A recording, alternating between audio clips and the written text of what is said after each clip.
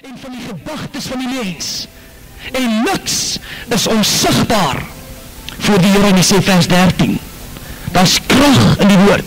Jy weet, elke week bedien ek daar by Checkers, donderdagoggend hou ek vir die staf van Checkers, hou ek 'n diens, 7:30 donderdagoggende. En daar's 'n swart vrou, hulle bel my nou die dag, een van die swart vrouens wat die dienste daar bywoon. Sê het my pastoor, ons wil hier, moet hierdie vrou bedien, sy het met ons kom praat, sy het 'n probleem. Donderdagoggend nadat ek die diens daar gehou het, bring hulle aan my toe, ek sê, wat is die probleem? Sy sê, pastoor, in 1987 het ek my hart vir Jesus gegee. Ek is 'n kind van die Here.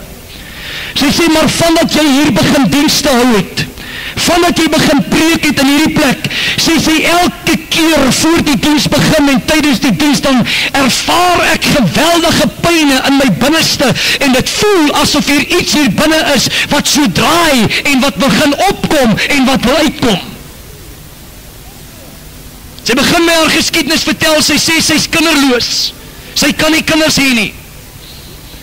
En ek vra hierdie vraag, ek sê, was jy ooit by 'n Sangoma, 'n toerdokter, om jou te help, sodat jy kinders kan kry? Sy sê, ja, voordat ek tot bekering gekom het. Ek sê, dis jou probleem.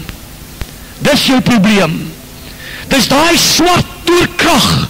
Ek vra, het hulle vir jou goed gegee om te drink? Sy sê, ja, hulle het vir my medisyne gemaak, en gesê, ek moet nie goed drink. En as ek dit drink, sal ek swanger word.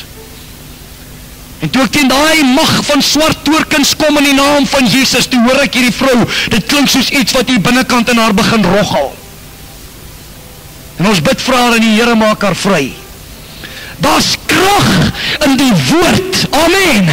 Daar's krag in die naam van Jesus, halleluja. Jy sien, ons besef nie altyd wat doen die woord in ons midde nie, maar die woord werk. Jeremia 1 vers 12 sê die Bybel, die Here is wakker oor sy woord om dit te volbring. Amen. Jesaja sê, dit sal nooit ledig na die Here toe terugkeer nie. Prys sy naam. Ek dank die Here vir die woord. God se woord is kosbaar. Amen. As u 'n Bybel by u het, steek hom net bietjie op en sê, dankie vir u woord, Here. U woord is vir my kosbaar. Halleluja. U woord is wonderlik.